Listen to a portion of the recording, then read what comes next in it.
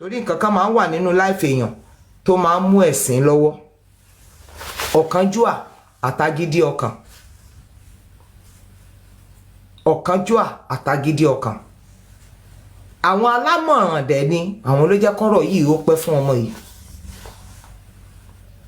Tó bá jẹ́ wípé fúnrara ẹ̀ tó bá jẹ́ fúnrara ẹ̀ ni ó yẹ kó ti sọ wípé ẹ jọ̀ọ́ mo yọwọ́ gbogbo nǹkan tọmọkùnrin yẹn ní rèé, but òun náà ti mọ̀ wípé giving it up ó máa tú àṣírí ọ̀pọ̀lọpọ̀ nǹkan.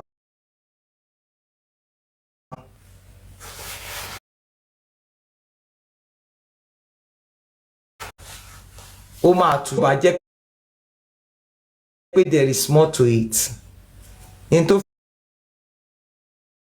fi dá kó jẹ́ pé kí gbogbo ènìyàn kó jó lóòótọ́ ènìyàn from the beginning nìyẹn. I'm still going to be reading the resolution àbí kí lẹ ń pè, the resolution of the family tó jẹ́ wípé mo rí what they will continue to do, and èmi dẹ̀ fẹ́ kẹ́ mọ̀ wípé at the point that we are on now, there's no reason for anybody láti ní ọkàn wípé àbá ní láṣeyọrí àbí a ò ní láṣeyọrí. Wọ́n ní nípa DNA yẹn wípé because mo gbọ́ boy yẹn immunizer ó sọ̀rọ̀ dáadáa, ó ṣàlàyé ẹ̀, ó ní tó bá ti gba sample wọ́n máa gbé fún courier company, wọ́n ní wọ́n dárúkọ wọn pé bóyá DHL and FedEx. Wow, tó yẹ pé wọ́n á lè bá lọ. So kò sí wípé lóòótọ́ owó tó máa fi gbé ó máa yàtọ̀ sí wípé kó jẹ́ wípé ènìyàn ló bá rìn lọ. Ẹ̀rọ lọ́n báyìí. So if you have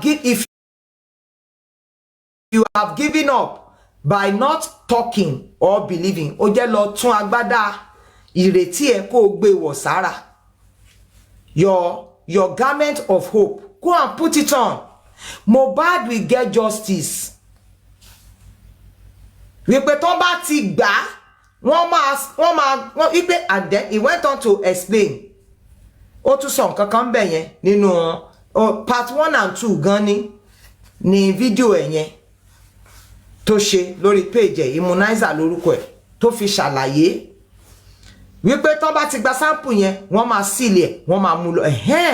So kò ṣe pé ẹnìkan ń gun mọ́tò, because tẹ́lẹ̀tẹ́lẹ̀ ṣe rántí nígbà tí Ìyábọ̀ tó máa sọ̀rọ̀ DNA wípé wọ́n ní wọ́n máa lọ ṣe l'Amẹ́ríkà, wọ́n máa ṣe ní Nàìjíríà, kí wá nísìn tó ti wá dọ̀rọ̀ Amẹ́ríkà, because wọ́n kọ́kọ́ ti fẹ́ máa fi ipò àwọn èèyàn lọ́kàn já pé báwo lẹni mẹ́rin ṣe máa bá sample lọ, wọn wọkọ̀ mọ́ báyìí, nǹkan tán gbà lásán ló ń lọ. Wọ́n ní bọ̀bọ́ yẹn dẹ̀ tó wá ṣàlàyé wípé irú DNA yẹn wọ́n ì ṣe Nàìjíríà, torí nǹkan máa lò lára Mohbad kò sí máṣíìnì tó máa lò ń bí. Káì, mo farabalẹ̀ gbọ́ àlàyé, mo sì máa lọ post ẹ̀ sórí page mi o, because me I'm a die-hard justice for Mohbad person, torí pé mo mọ̀ pé Mohbad máa gba justice ni, torí pé mo mọ̀ pé Mohbad máa gba ìdájọ́ òdodo ni.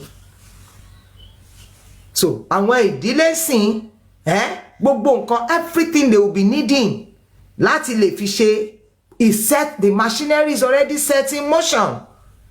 Kí ni Wàhábù ẹ ṣe mo dúpẹ́, kí ni Wàhábù Ṣítù wá ń ṣe nínú ọ̀rọ̀ yìí? Ẹ jẹ́ ó di ìgbà yẹn náà o. Ọbẹ̀ òkè ń lè mẹ́kọ̀ àgbà ní tèmi rò ń tèmi o, torí pé intent sọ ni wípé kí Wàhábù Ṣítù kúrò mẹ́, but nígbà tí mo rí kíní yẹn, èyí tí wọ́n sọ ni wípé the investigative side, mo nínú Punch wípé at the investigative, kí ló tún investigate mọ́, ó ipò ń bẹ̀. So kí ni kẹ́ ẹ ṣe? Don't lose hope now. And Cherry, gbogbo àkókò ariwo ó ti kọjá. Ẹni tí ò bá sọ̀rọ̀ ọgbọ́n mọ́ báyìí, ẹ yé lọ ọ̀dọ̀ wọn. Ọgbọ́n tó wà nílẹ̀ ni wípé, do we have a new lawyer? Yes. Have they stipulated what they should specify? Yes. Wọ́n ní on the second nísìn rí, and is whatever thing that they propose, is it fair? Very fair. very fair.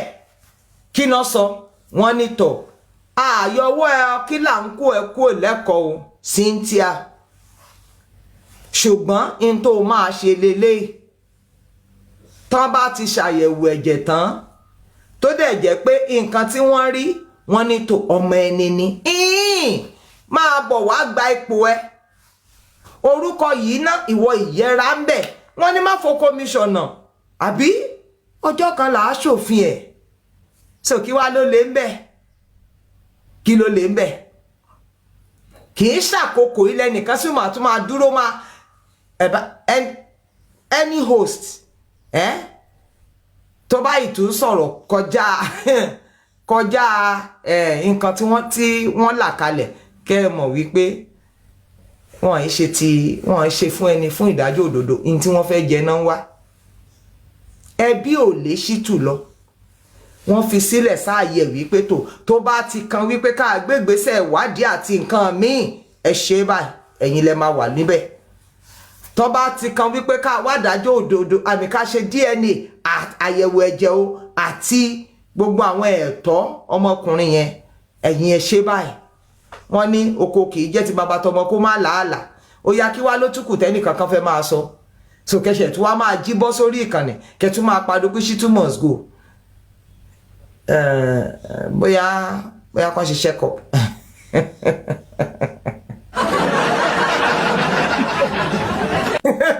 nítorí pé Yorùbá ní báyìí ní í ṣe nǹkan mi ó ní kì í yí padà ó ní kì í yí padà àlàyé tọmọkùnrin yẹn ṣe òun lè ní rí pé yes òkodoro bẹ nìyẹn òtítọ́ bẹ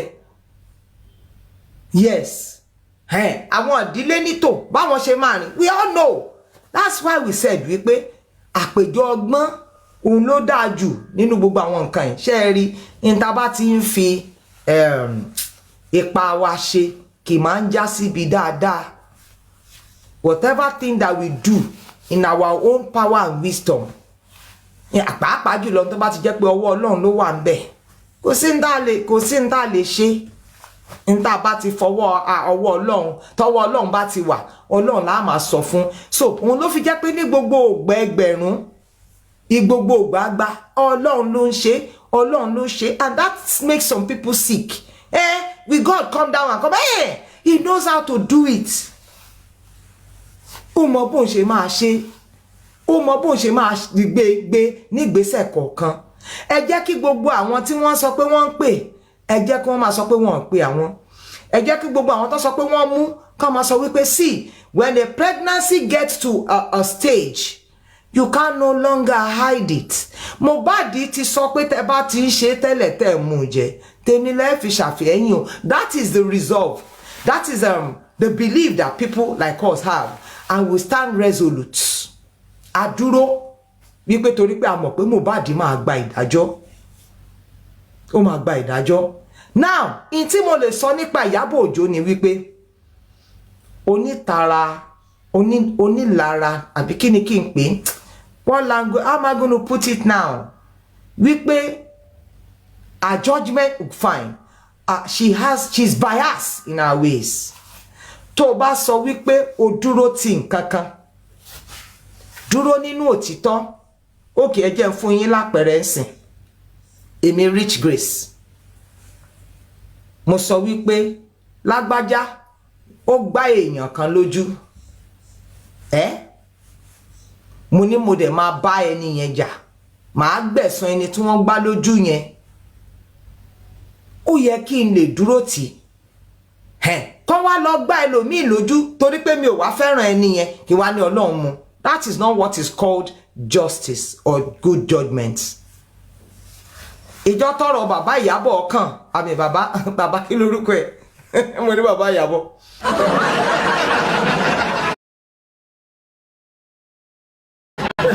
Ọjọ́ tí ọ̀rọ̀ bàbá Ìjẹ̀ṣà kàn wá wo ìtara èyí tó jẹ́ wípé ìwọ Ìyábọ̀ tó fi rìn ọ̀rọ̀ wá fi sí ọ̀dọ̀ ti ẹni tó mọ̀ Cynthia ó dẹ̀ mọ̀ gbogbo òtítọ́ ọbẹ̀ ó wá fẹ́ máa daṣọ bò it doesn't work that way rárá ẹ jẹ́ máa mi ò support bàbá Ìjẹ̀ṣà o lórí pé kí ni ẹ farabalẹ̀ gbọ́ mi o tó bá jẹ́ wípé ó jẹ̀bi ẹ̀sùn tí wọ́n fi kàn at least wọ́n ní Pedro wọ́n ló jáde ṣàlàyé wípé àkókò ìjìyà ẹ̀ ó ti parí tán bá dẹ̀ fìyà jẹ̀yàn ńkọ́ lórí nǹkan tó ṣe tí ò dáa ńṣe ló yẹ kéèyàn ṣe àtúnṣe kán má bá irú ẹ̀ lọ́wọ́ ẹ̀ mọ́ bọ́tẹ́jọ́ ẹ bá mi béèrè lórílẹ̀‐èdè Nàìjíríà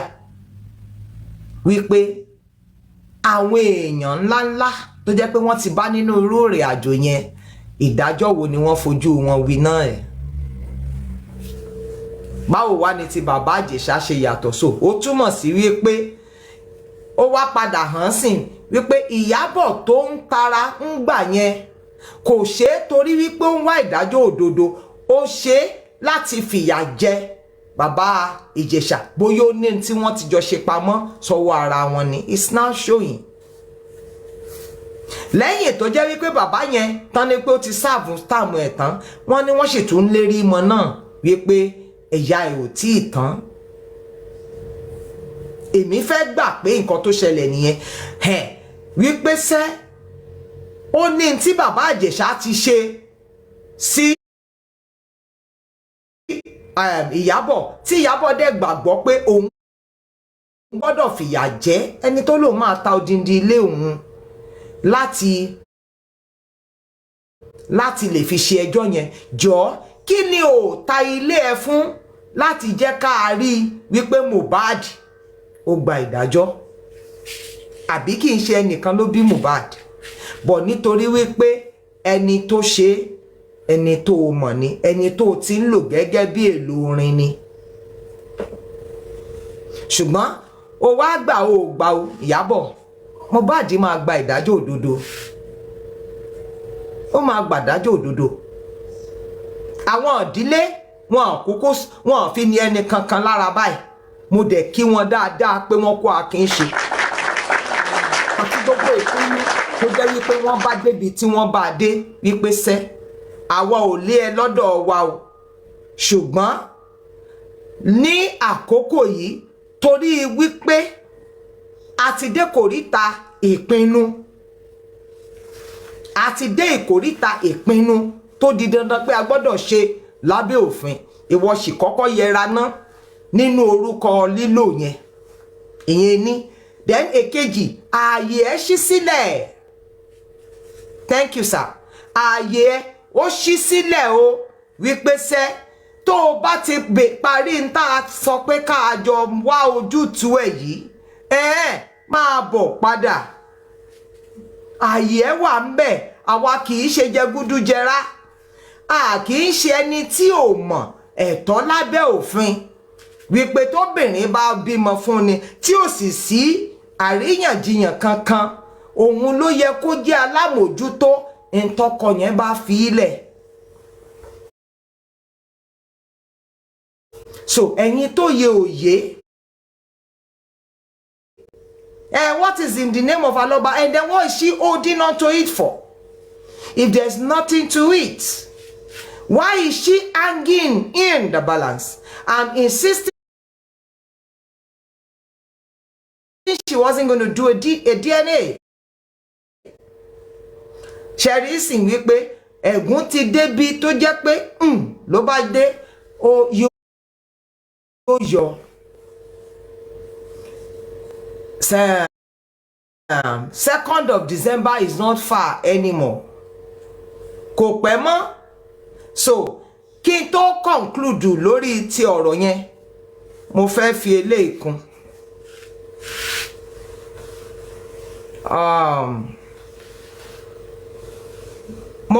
Mo fẹ́ lanu sọ pé mi ò lè bẹ ẹnì kankan ṣùgbọ́n gbólóhùn ìgbéraga ni. Bẹ́ẹ̀ ni ẹ gbọ́ mi lágbọ́yé. Ẹgbà kan tí wọ́n ń pariwo ẹ dákun ẹ fún mi ní ìṣẹ́jú kan just a minute please. Network àdúgbò mi ń bì báyìí kí ni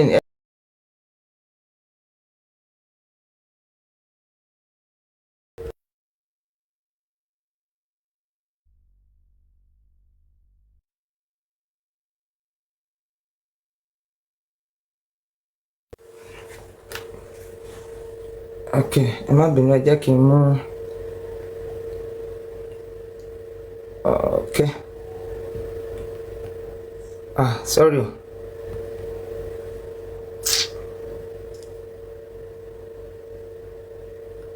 Okay. Mo fẹ́ fi picture Mohbad padà síbẹ̀. Àtọ̀. Báwo la ṣe ṣe? Okay, well, ẹ má bínú, mi fẹ́ ṣáà má sọ̀rọ̀ pa kíní ó fẹ́. I hope I'll get it now. Okay.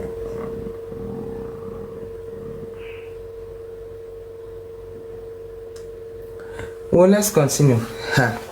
Maybe if I can get it back, I will do it again.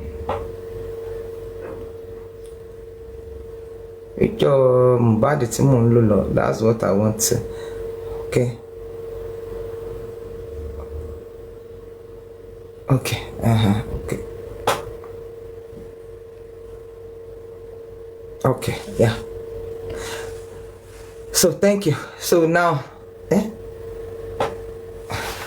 so ìgbà tí à ń sọ̀rọ̀ lọ, mo ń fẹ́, mo ní pé kẹjọ kẹ́ fún mi ní ìṣẹ́jú kan, and I'm happy to be back again. Ẹ jẹ́ kí rárá o.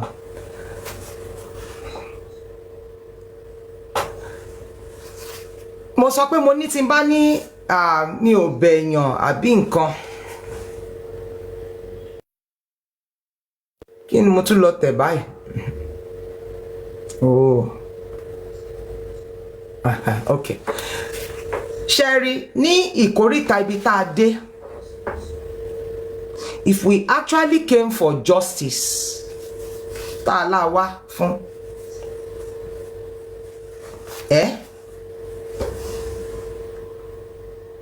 except your intentions, bóyá àwọn èròǹgbà ọkàn yín bó bá ti yàtọ̀ síbẹ̀ ṣe bẹ̀rẹ̀,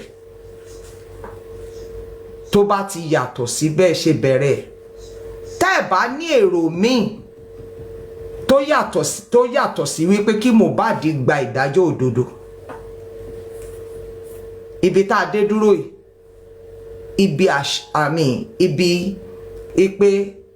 ibi result ni. The point that we got to now is a point where we should be expecting to see results, laudable results. For me, mo sọ mo ní wọ́n ní má fo commissioner ìjọ kan náà máa ṣòfin ẹ̀. Ní ìgbà kan, pẹ̀lú gbogbo bí wọ́n ṣe máa fi ojú alọ́ba winá ogun, tó ń pariwo tán ya sí hòhò tán ṣe gbogbo ẹ̀, èmi ò mọ̀ o, mo yẹ sọ, you cannot confirm what you are not certain of, but mo ti ṣàlàyé kan tẹ́lẹ̀tẹ́lẹ̀ nípa tìyábọ̀ òjó. Mo ṣàlàyé kan pa tiẹ̀, ẹ mú mi ìdẹ̀fẹ́ kúrò níbi orí ọwọ́ tí mo sọ yẹn, but I think I have to pause a little and answer this. Nípa Wùmí, bọ́n bá mu àbí bọ́n mu, Ìyábọ̀ Òjó bọ́n bá mu, because gbogbo wọn náà ló ń pariwo wọn ò má wọn o, àwọn fọ́lú àwọn náà sọ pé wọn ò mú wọn kìíní kan. Èmi dẹ̀ ń sọ nǹkan kan, mo ti sọ earlier, màá tún padà sọ wípé oyún téèyàn ní tí ó mọ̀ wípé òun ò ní ṣe, a pregnancy that you're carrying and you do not have any thought of abortion, tí ṣe pé o fẹ́ ṣe, ó máa padà hàn. Yes, bó o bá gbé sára lóṣù kìíní oṣù kejì táwọn èèyàn ò mọ̀, ìgbà tó bá yá kò sí bínú ẹ ṣe lè kéré tó, ó máa padà hàn síta ni.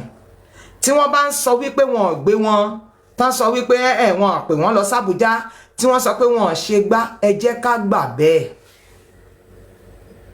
Torí ẹni tèmi ò bá rí nínú ìwé ìròyìn tó dáńtọ́ bíi Punch, bíi Guardian, kìkan ṣe Google News gan, in tó jẹ́ kí n sọ ti Aloba's family mo rí nínú Punch ni nígbà tí mo dẹ̀ máa rí ẹni tó carry news yẹn were the reporter Dayo Oyewo has been a strong reporter on Mohbad's matter. So when I saw it, it was news to me. That was last week. Lórí nǹkan tí ìdílé Aloba tí wọ́n gbé ní ìgbésẹ̀. So lọ́wọ́lọ́wọ́ báyìí, if it is a speculation wípé wọ́n ní wọ́n gbé Wùnmí, táwọn èèyàn ẹ̀ dẹ̀ ń sọ pé wọ́n gbé, tágbẹjọ́rò ẹ̀ náà sọ pé wọ́n gbé, so be it. Tán bá ní wọ́n gbé Ìyábọ̀ Òjó, táwọn supporter ẹni wọ́n gbé, ó wà live lánàá, àwọn rí ní kólókóló ṣe ní ìjẹta, no problem. Ọ̀rọ̀ máa ń débi tó jẹ́ wípé kò ní lè padà bò mọ́. So the reason why tèmi fi wà ní life lélẹ̀ wípé ṣe in tí àwọn tó lọ́wọ́ sí bí Mohbad ṣe jáde láyé, ìgbìyànjú wọn ni wípé ká má sọ ọ̀rọ̀ nípa ọ̀rọ̀ yìí mọ́. Ìgbìyànjú wọn nìyẹn. Wọ́n dẹ̀ ṣe gbogbo nǹkan, àwọn tí wọ́n fowó rà wọ́n, àwọn tó promise wípé bóyá tẹ́ bá ṣe báyìí a lè ṣe lè fún yín, ẹ lọ dàbẹ̀rú bẹ́ ṣe lè dàrú, ẹ lọ mú àwọn tó wà láyìíká Aloba, ẹ lọ yọ wọ́n kúrò ńbẹ̀, ẹ scare àwọn away, come against them with so many things. They have done all that. Nígbà tán ṣe gbogbo ẹ̀ náà, ọ̀rọ̀ Mohbad ṣì ń lọ. Mo wá sọ fún yín pé mo ní pé ó wá bá ibi tó lámì tó lápẹẹrẹ jáde lọ́sẹ̀ tí ó kọjá yìí. Kí dẹ̀ ló ṣẹlẹ̀? Agbẹjọ́rò wọn tuntun ọjọ́ 10 oṣù kọkànlá yìí ló kọ ìwé sí ilé ẹjọ́ kékeré ti magistrate wípé àwa la wà gẹ́gẹ́ bí ẹni tí wọ́n gbé kalẹ̀ ń sìn yìí láti ṣe àmójútó DNA. Wọ́n dẹ̀ ṣàlàyé gbogbo ìgbésẹ̀ tí wọ́n fẹ́ gbé pátápátá láti rí wípé ọ̀rọ̀ náà kò mú kọ́nú-kọ́họ kankan dání. Wọ́n ṣe àlàyé yẹn. Èyí tó wà iṣẹ́ rí nǹkan kan tí mo fẹ́ bẹ̀ yín nínú ìrìn àjò justice for Mohbad. Ẹ yé fi ẹ̀tẹ́ lẹ̀ pálapàlapà. When we get to the bridge, we will cross it. Nǹkan tó ń dojú òpó rú tẹ́lẹ̀ nìyẹn, and that is what is making every one or two persons see that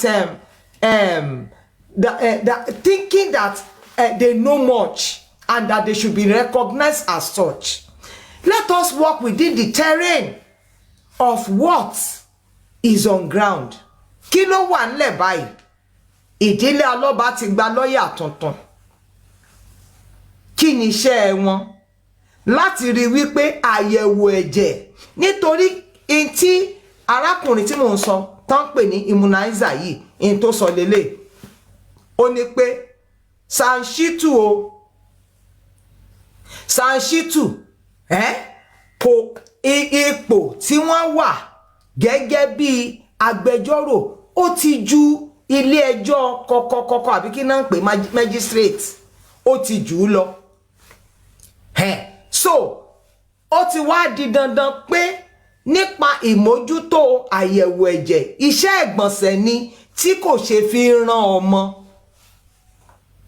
So wọ́n ní láti gba ẹni tó jẹ́ wípé yóò mójútó tádẹ̀ ṣe. Ó ní arákùnrin àwọn agbẹjọ́rò from the chambers of Ògúngbé and Ògúngbé akúkúrí tí wọ́n kọ sínú paper wípé àwọn now Ògúngbé and Ògúngbé, they are the solicitors in charge of the DNA and Mohbad's estate. Ẹ̀ṣẹ̀ yẹn níní wọ́n ní àwọn ò dẹ̀ ṣeṣẹ́ yẹn láwọn nìkan, àwọn àti ìdílé lápapọ̀ ni. Olórí ẹbí wọ́n dárúkọ ẹ̀, arábìnrin màmá àgbà kan ni. Ẹni tó ṣe gbákejì tó tẹ̀lé òun ni bàbá olóògbé tí í ṣe Mohbad. Wọ́n ní pé àwọn ìdílé wọ́n dẹ̀ ti ṣe àkójọpọ̀ orúkọ àwọn mẹ́ta kan wípé àwọn ni wọ́n máa kọ bí aṣojú fún iṣẹ́ tí agbẹjọ́rò Ògúngbé yìí fẹ́ ṣe. Thank you. If there is law or no law, àmọ́ ń gbà bá débẹ̀, you are in a hurry ni. Ojú ló ń kàn ẹ́, àbó gbọ́ pẹ̀lẹ́. Wàá mọ̀ bófin bá wà, bófin ò bá sí, òfin wà àwọn ọ̀rọ̀ kan wà tó jẹ́ wípé kò lè kú it cannot just die a natural death now tó bá máa kú natural death ni kò yẹ ká bá ọ̀rọ̀ Mohbad dé bí báyìí. So now listen, I'm answering to ẹni tó ń sọ wípé ṣé wọ́n gbé Wùnmí àbí wọ́n gbé Wùnmí àní pé sẹ́ in tó wà nílẹ̀ lọ́wọ́lọ́wọ́ there is a new lawyer to run the DNA, and from the immunizer explanation that it came with documents ó kàn jẹ́ wípé mi ò mọ bí ṣe máa screenshot àbí báwo lẹ ṣe ń ṣe is on his page. He began to talk about the deed of assignment of those lawyers as they stipulated it. And the one that caught my interest is about the DNA. That the DNA samples will be collected and sent through courier outside the country. That the kind of DNA to be performed on Mohbad and the boy is not done in Nigeria, because whatever thing that they want to take from Mohbad is no longer valid for Nigerian certification. Àbí àwọn ní kí n pè àbí examination dẹ̀ ni ẹ má bínú ẹ forgive English mi ẹ. So that's what I am now saying. Ìyẹn tó wà nílẹ̀ lọ́wọ́lọ́wọ́ báyìí ni wípé sẹ́ presently, and that is what we should be hammering on. Okay, we have ladder that we are climbing. You cannot leave 1, 2, 3 and go and jump on 4. Gbéra láti èkíní máa lọ, don't jump it. The error that we made, that people made the last time, because everybody is coming and acting superior as a superior over the older person. So now I want us to address what is happening now according to how it has been written. Is Shitu still on the matter? 100%. And what is his own duty? To take care of the investigative side. Is there going to be an investigation? Yes, we will get there. Because paternity fraud can be a motive for any commitment of crime. So for me, I'm not going to trouble myself. Èmi ò ní dára mi láàmú pẹ̀lú pé ṣé wọ́n mú Cynthia àbí wọ́n mú, àbí wọ́n mú Ìyábọ̀ Òjó àbí wọ́n mú. In tó kàn èmi lọ́wọ́lọ́wọ́ ni wípé ṣé 02/12/2025 is around the corner. And gbogbo yín lẹ ń sọ wípé Kabir Adégbolu ya wèrè tẹ́lẹ̀tẹ́lẹ̀, ó ń bẹ́ síwájú, ó ń bẹ́ sẹ́yìn. And now it is not by noise that we are known as being strong. Pen is mightier than sword. With what I listen to on that guy's page, I'm talking about immunizer, and everything that they have documented níbẹ̀ yẹn, mo sọ wípé èmi tún ní ìrètí sí láti dúró bí mo ṣe dúró. So ó máa wá jẹ́ nǹkan ìdọ̀tí àbí nǹkan ìlóye tó bá jẹ́ wípé a sì tún wá rí èèyàn kan sìn tó lóun jẹ́ host tó wá ń condemn bóyá Shitu àbí process nǹkan tí wọ́n stipulate, a jẹ́ wípé ẹjẹ́ á tún tẹnu mọ́. Content is not about justice for Mohbad movement. It is a thing of the heart. Ẹni tí ò bá sì lóye kó fi ilẹ̀ kó wá content ní ṣe. Torí pé ẹ bá condemn Shitu dọ́là, it does not change the stand of the family. So kí wá là ń dára wa láàmú fún. So in tèmi sọ ni wípé ẹ jẹ́ ká mú un tó wà lọ́wọ́lọ́wọ́ báyìí ká ṣe. I am saying èmi tèmi tẹ́lẹ̀tẹ́lẹ̀ máa ní Tuesday and Thursday mo máa wá sí live. But now no. Èmi náà máa wá sọ nípa intone, because iṣu atẹnumọ́ràn kì í jóná. A máa sọ wípé tó in tí ìdílé sọ ni wípé lágbájá báyìí dẹ́kun àti máa lórúkọ alọ́ba. In tí ìdílé sọ ni wípé lágbájá báyìí o, ààyè ẹ wà ńlẹ̀ ń bẹ o, ìwọ jẹ́ ká ṣàyẹ̀wò ẹ̀jẹ̀ o. ìdílé sọ wípé kò síbi táwọn ti jókòó sanwó orí kankan àbí ṣègbéyàwó kankan lábẹ́ òfin àbí lábẹ́ òfin ti mọ̀lẹ́bí èyí tá ń pè ní customary law bẹ́ẹ̀rì yín bá wà ń bẹ ẹgbẹ́ èta èyí nǹkan ni then èkejì a ṣe àbí gbogbo àwọn nǹkan honestly I want to read it ẹ má bínú ó tiny báyìí gbogbo glasses mi wà wọ́n ní the Aloba family of Okekere in Ikere Ekiti State, Southwest Nigeria. Resolution with respect to the late Ileri Oluwa Emmanuel Oladimeji Aloba's estate. Wọ́n wá bẹ̀rẹ̀ sí ní sọ wípé the Aloba family wish to extend their gratitude to the members of the public. Lóòótọ́ ni o. Wọ́n náà kí gbogbo èèyàn. Wọ́n wá bẹ̀rẹ̀ sí ní mú. Wọ́n bá tètè ni. Torí mi ọ̀rọ̀ púpọ̀ kì í pẹ́ sú èmi. Wọ́n ní on the estate of late Ileri Oluwa Emmanuel Oladimeji. Wọ́n ní àtìgbà tó ti kú in táwọn gbé nígbésẹ̀ ń sìn ní wípé kí wọ́n ṣe àmójútó in tí wọ́n ṣe by applying for a letter of administration, and the administrators has been mentioned as one Mr. Samuel Ajewole Aloba, one engineer Ayodele Rasak Mufamuyiwa, the popular Uncle Ayo that you have been hearing. And what other name are they calling him? Famuyiwa, yes. Then one Mrs. Alonge Ibukunoluwa Seun Aloba, that's Mohbad's sister. So one in a party estate here that they are going to be applying for a letter of administration, which is what is done under law. Wọ́n ṣe yẹn lábẹ́ òfin. Òfin fi àyè gbà kẹ́nìkan tó sọ pé mo dé o, èmi ni wọ́n kó gbogbo ogun àti let there be an, especially for somebody who died intestate.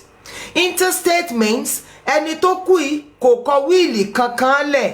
Ẹ máa rántí wípé nígbà tí Mohbad tán gbẹ̀mí lẹ́nu ẹ̀ tán, agbẹjọ́rò tí gbogbo yín analyse wípé nínú CTC ẹ̀ ó lóun bá bàbá Mohbad ń bẹ ni, ó lóun ó purọ́ lọ rẹpẹtẹ ni, in tí wọ́n pè kó wá ṣe is to come and change Mohbad's estate as at that time. Lẹ́sẹ̀ fi gbọ́ ìròyìn yẹn wípé wọ́n sọ pé wọ́n fi ọwọ́ Mohbad tẹ wíìlì tí wọ́n ní wọ́n kọ. Ìgbà tán rí wípé ẹnu yín bẹ̀rẹ̀ sí ní sọ tó ń sọ tẹ́ ń sọ ni wọ́n padà jáde tó sọ wípé kò sí ohun tó jọ.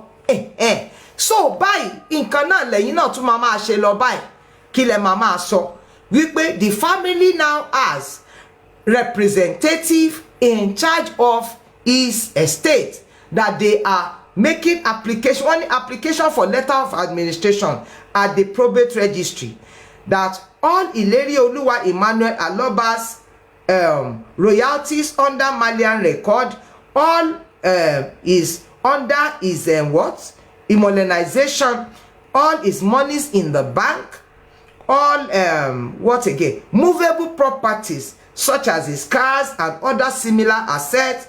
Wọ́n ní pé all his real properties which are movable, both developed and undeveloped. Wọ́n kọ gbogbo ẹ̀. Wọ́n ní nǹkan táwọn máa ṣe nìyẹn. They went on to talk about the alleged marriage contracted. Wọ́n sọ. They went on to talk about the role of Cynthia Omowumi Adebajo. Wọ́n sọ wípé the Aloba family wish to state for the avoidance of doubt that Cynthia Wumi Adebanjo will be included. I like that aspect. She will be included as administrator. I like that. In the estate of late Ileri Oluwa Emmanuel Oladimeji Aloba after the outcome of the DNA results. So if there is anything we should be talking about, it is the DNA and the laudable step of the family, as well as the people who align with them on this concept. So this wọ́n gbé Cynthia wọ́n gbé ẹ má kánjú ẹni àgbéyàwó bọ̀ abá kò gbọ́dọ̀ máa nàgà. Let us be in one team. Let us at least, I want to take it that the storm is over now. The storm is over now. Everything they meant it to bring did not bring. One, to see that Some people are scared to silence. You know what it means to blackmail people? Some people are suffering blackmailing now. Tó jẹ́ wípé ẹni tó mú, they are blackmailers. They will be intimidating them with threats, with threats wípé àwọn máa gbowó lọ́wọ́ wọn if they do not. I think that is what the group of gist lovers and all of that were doing. They will come and intimidate people to silence or make them to pay, as at that time when they were still functioning. So what they did nínú ìrìn àjò justice for Mohbad is to scare people to silence by coming against them with lies, àwọn nǹkan tí ò real, by doxing, by wide allegation, by lies and conspiracies. It did not work. We are back. We are strong or stronger. We remain on God. Like Mohbad said, àwa ti gbéra o on God. Yes, we stand on God. So for all of you that are still remaining, this is not the time to jẹ́ wípé ẹ wá máa sọ wípé ẹ ń padà. Because we can see ahead of us that promise is moving on. The train of Mohbad's justice is moving on. After a lot of chaos, lọ́wọ́ lẹ́yìn gbogbo rúdurùdu, lẹ́yìn gbogbo ariwo, lẹ́yìn gbogbo ìdúnkokò mọ́ni, irọ́ pípa mọ́ni, it's moving on. So àwọn tẹ́ ń sọ wípé ṣé wọ́n ti mú, wọ́n máa mú wọn. Wọ́n máa mú wọn, kò sí bá tí mú wọn sìn. À ń sọ fún èmi sọ ẹ má jọ sọ pé bẹ́ẹ̀ ni pé mo lẹ́ni tí mò ń bá sọ. I am telling you, they will be charged. Ẹ̀yin tẹ́ ń sọ wípé kò sí ìdájọ́ ní Nàìjíríà, ta ló sọ fún yín bẹ́ẹ̀? Ta ló sọ? So àwọn èèyàn máa gbàdájọ́ òdodo rárá. Ẹ má sọ ìgbàgbọ́ kankan nù at this point. Nǹkan tẹ́mi sọ fún yín nìyẹn. And that is what we are going to be emphasizing. So tá bá rí ẹnikẹ́ni níbi tó yẹ pé wọ́n ti ń sọ òtítọ́ ọ̀rọ̀ náà, ẹ tẹ́tí kẹ́ ẹ gbọ́ wọn. Ṣebí òun lè mí refer sí kíní immunizer. Nítorí pé mo rí pé ó mú àwọn ọ̀rọ̀ kan tó ṣe é tẹ́tí gbọ́.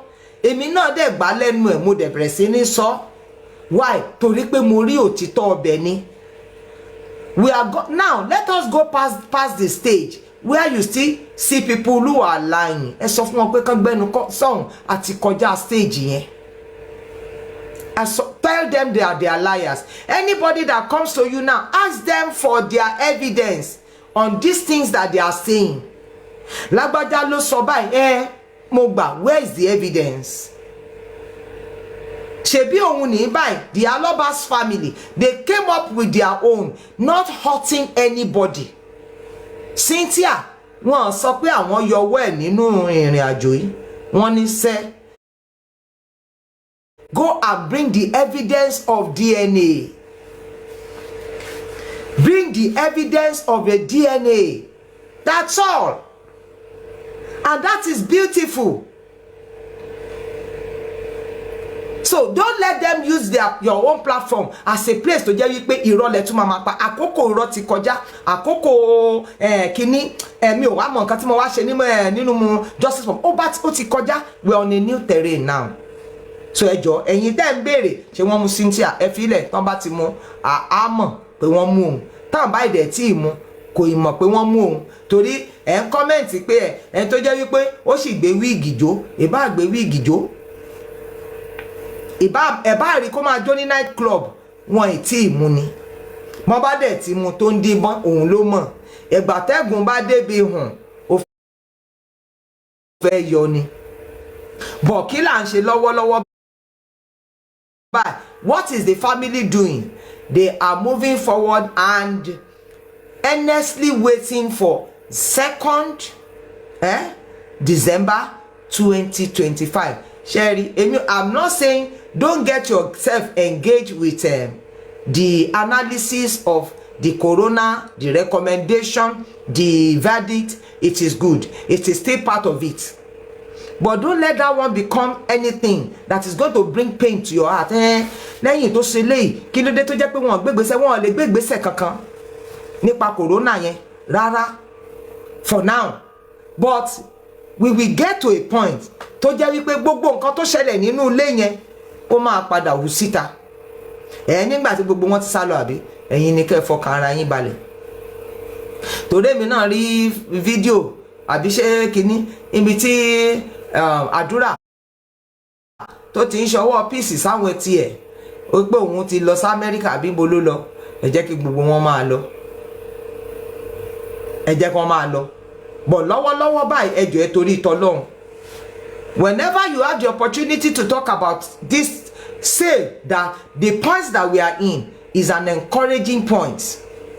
Is an encouraging point. What is the latest? The latest is that the families are awaiting 02 December 2025, and they are on the process and part of the probate registry thing regarding the letter of administration. Mo gbà yẹn gbọ́, because at least in terms of last week nìyẹn, according to the news report, so definitely kò yẹ kí wọ́n dàgún lámọ́. Nígbà tí immunizer, and when immunizer said wípé tó bá ti gba sample wọ́n máa gbé lọ by courier, so mo fẹ́ gbàgbọ́ pé ó yẹ kí wọ́n ti rí ibi tó jẹ́ wípé wọ́n máa gbé sample yẹn lọ. Nàìjíríà náà ti purọ́, òyìnbó kì í purọ́. Nigeria not in purọ́. That's why a lot of you on this course of justice lè fi rò wípé because the way things run in the diaspora is the way it should run. Ó gbọ́dọ̀ débi tó lámì tó lápẹẹrẹ Nàìjíríà ń bí báyìí. Mohbad, Ọlọ́run tó dẹ̀ wà nínú ayé Mohbad, ó ti jẹ́ kó wà níbi tó lámì tó lápẹẹrẹ. Níbo ni ọmọ yẹn? Mo ti sọ fún yín, mo ní the evidence of Mohbad's case is in the DNA. Is in the DNA. So ẹ jẹ́ ká fọkàn wa balẹ̀, kò jẹ́ bóyá jẹ́. Now ẹ jọ̀ọ́ ẹ̀yin tí mo mọ̀ pé mo sọ̀rọ̀ kan pàtì. Okay, ọ̀rọ̀ àwọn tó ń drag, ọ̀rọ̀ àwọn tó purọ́, gbogbo ẹ̀yin tẹ́ ẹ purọ́, you conspirators, you liars, you people that went on doxing and wild allegation. When Jesus was in his last element, he said something. He said, God forgive them because they don't know what they are doing. Kọ́lọ́run kó dáríjì gbogbo yín pátápátá o. That God will forgive all of you that lied. All of you that lied. That lied against Joseph Oluwabamiwaloba. That lied against my person, as well as whoever you lied against. That God will in his heart overlook your wild allegations, because who am I to talk about anything? Ṣé mo tiẹ̀ rí yín sójú rí? Ṣé borí ìkànnì yìí náà ni? Kí Ọlọ́run kó ṣe kíni, kó dáríjì yín fúnra ra ẹ̀. Because Alọ́ba sọ statement kan, ó ní wípé tẹ́ bá ní kí n lọ máa bẹ̀ wọ́n kiri, ó ní ẹlẹ́dàá òun kọ́. Ìjọ yẹn ni gbogbo yín gbáya ó fún yín ní ṣọ́ọ̀bù òǹbù yín. Ṣé òótọ́, ṣé irọ́ wà ń bẹ àbó òótọ́ wà ń bẹ?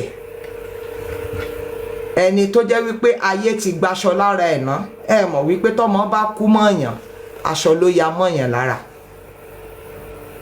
Pẹ̀lú ẹ̀ náà ẹ tún wá mú gbogbo irọ́ lábẹ́ ọ̀run because wípé your desires are not granted. Ẹni tẹ́ ẹ fẹ́ kó lé lọ ó sì wà lórí ọ̀rọ̀ náà báyìí. You now look at anything láti lè wá bẹ́ẹ̀ ṣe máa ní lára. Ẹ wá bẹ̀rẹ̀ irọ́ ńláńlá. Ẹ bẹ̀rẹ̀ irọ́ ńláńlá láti lé àwọn ènìyàn tó wà láyìíká ẹ̀, láti lé wọn jìnnà. Èmi tún sọ lẹ́ẹ̀kan sí o. Ọlọ́run tó kú tó jíǹde, adáríjì yín.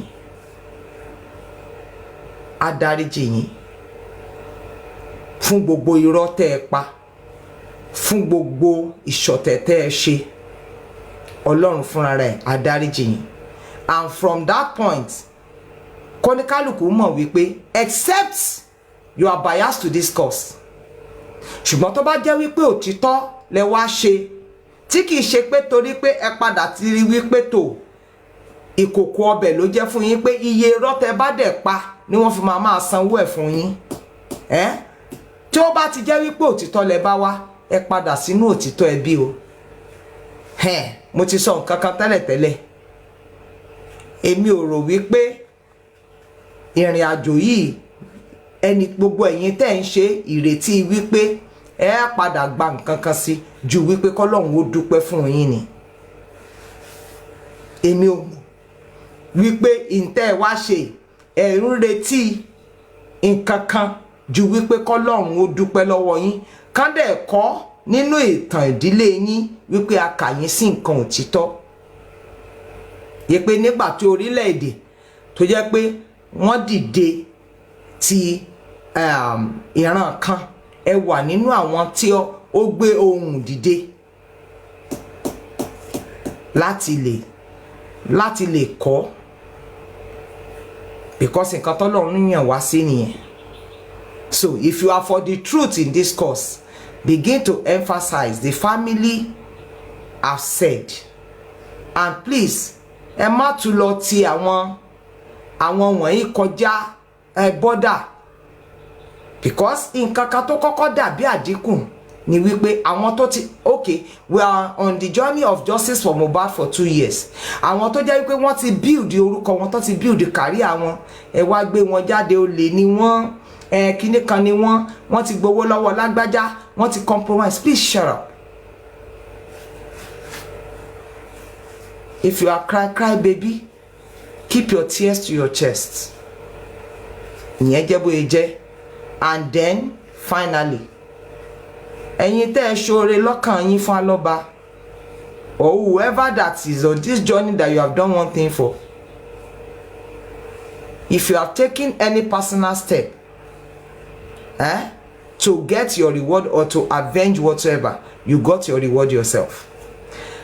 Àwa tá a dẹ̀ dúró wípé tó a mọ̀ pé Ọlọ́run ló máa san wá lẹ́san lákòókò tó oore náà bá dé. I'm not talking about money, because in tó ju oore owó wà, ìdóòlà ẹ̀mí kúrò lọ́wọ́ ikú òjijì àbẹ́wò ìwàláàyè nínú àlàáfíà àti ìlera ó ju nǹkan tó wó lè rà lọ. Ìgbà tó oore yẹn bá dé, ẹnì kọ̀ọ̀kan wa àní dẹni àwátì.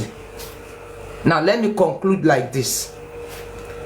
Some people are this same thing tó ṣẹlẹ̀ pẹ̀lú ìmísí Olúwa àti ìyá ẹ̀. Mo wá ń wo comment àwọn kan,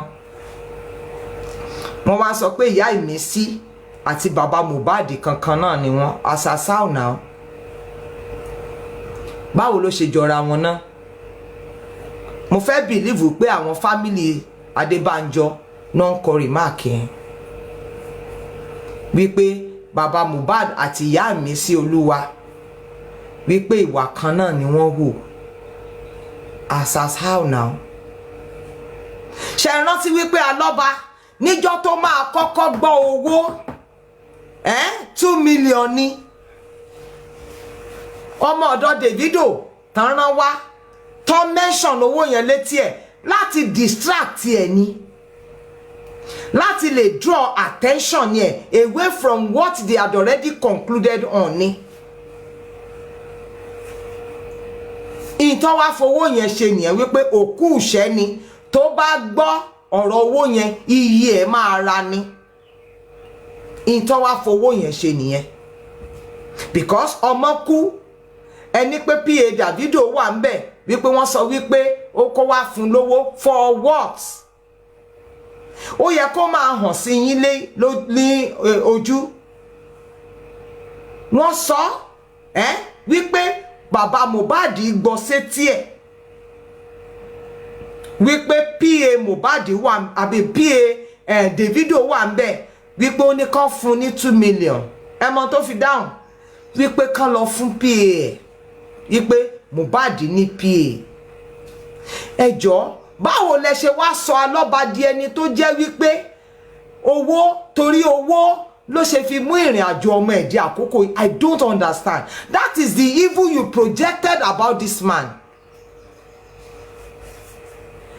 And you have to change it, that narrative. Cynthia ló sọ tó ní wípé torí property ẹjọ́ property wo ẹni tó mọ̀ wípé ọmọ òun ra lé látijọ́ tó ti gbé òkú ọmọ yẹn kúrò ńbẹ̀ kò padà síbẹ̀ dàárọ̀ yìí ẹni tó fẹ́ràn owó nìyẹn torí ẹ ń sọ ìjọ tó máa sọ̀rọ̀ owó ẹjọ́ ṣé ẹni tó fowó tọ́jú nìyẹn nírun ẹ̀ rí bíi ti àgbẹ̀ níjọ́ tọ́mọ ẹ̀ kú ẹ ṣáàrí inú ilé ibi tó wà ó dẹ̀ ń gbé bẹ̀ bàbá star ni ó ń gbé bẹ̀ so why are you linking this man with money it is because of money is that what ṣé nǹkan tó jẹ́ nìyẹn ìyá ìmísí olúwa whatever thing tó wà hidden nípa ti ohun àtọmọ ẹ̀ ìtẹ̀mí kan sọ lórí ọ̀rọ̀ ẹ̀ ìyẹn ìyá ìmísí olúwa ni pé hey get off the social media tọ́wọ́ bá rí nǹkan kan tó jẹ́ aáwọ̀ láàrin ìwọ àtọmọ ẹ̀ jẹ́ kó jẹ́ wípé mọ̀ sínú mọ̀ síkùn ni nítorí wípé social media fún àwọn ọmọ wa tó bá gòkè ó jẹ́ nǹkan tó jẹ́ wípé a gbọ́dọ̀ ṣọ̀ṣe gẹ́gẹ́ bí ìdílé torí nǹkan tó bá ti sọ wọ́n máa mú ni all the display that she has displayed now whether she is right whether she is not right whether she has done it well whether she has not done it well let I give her another 1 year or 2 ẹ máa rí wọ́n máa gbé jáde wá fún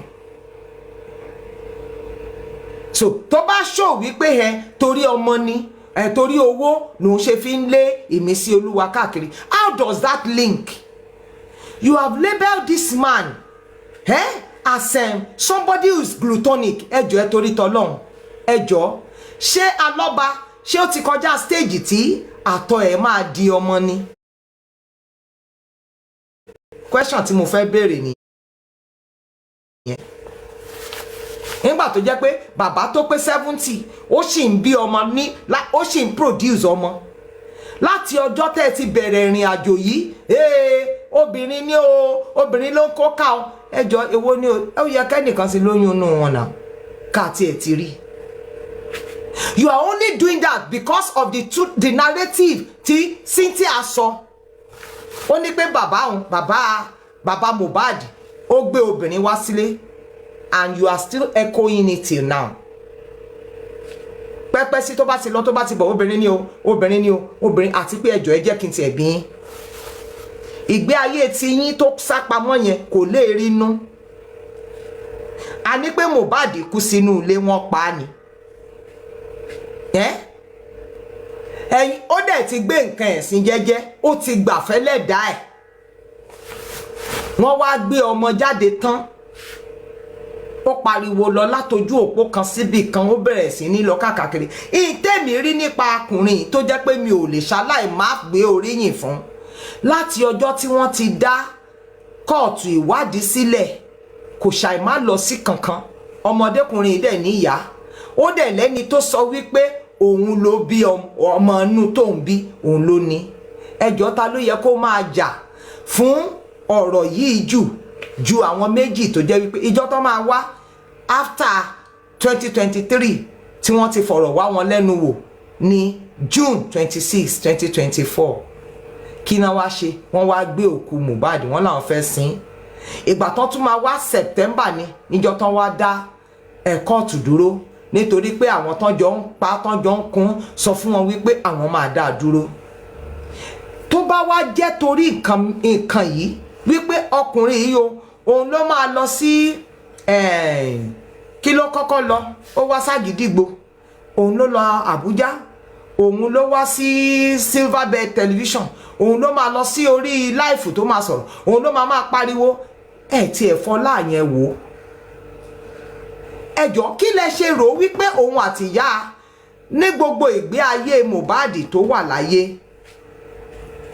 lákòókò tó fi réènì gẹ́gẹ́ bí ó ní pé kó tó di pé ó lọ sílé Naira Marley ó ló pa 300,000 kan ó ló dẹ̀ kówó wá bá òun lòun ní níbo ló ti rówó ṣẹ́yìn máa ń gbàgbé ọ̀rọ̀ ni àbí kí ló ṣẹlẹ̀ gan-an ṣé iye yín ò kí ń di nǹkan mú ni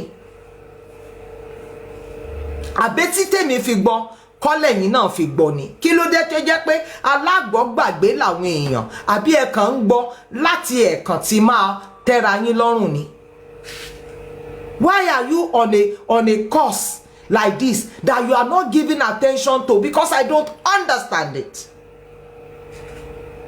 Àṣàṣàò ni ìyá Ìmísí Olúwa àti bàbá Mohbad fi jọra wọn. Kò yé mi. Tẹ wá ń tẹnu mọ́. For somebody like me, mi ò lè yí èrò ọkàn mi padà. Torí ní gbangba alọ́ba sọ nǹkan kan, ní kọ̀rọ̀ a sọ nǹkan kan. Kí ni gbólóhùn náà? Ó ní òun ò lè torí tóun máa jẹ kóun bá tóun máa jẹ jẹ láyé àbí torí tóun máa jẹ, because of what I want to eat, I cannot come and destroy what I'm going to be. Ó máa ń sọ ẹ̀yin gbọ́ gbólóhùn yẹn lẹ́nu ẹ̀ ni gbọ́ ni. He says it in private, he says it open. Olóye lèmi, ẹni tó dẹ̀ bẹ̀rù Ọlọ́run lèmi. So, and I know a person that is fighting for the cause of truth. When I see one, Aloba is that. So why are you comparing him with Mama Ìmísí? God will forgive you all. All of you saying he came on social media because of money. I beg your pardon. Which money? Which money? Money taba fún ni lẹ́ran à ń jokun ẹ̀ lẹ́ni. If you helped him, you helped him from your own. Okay.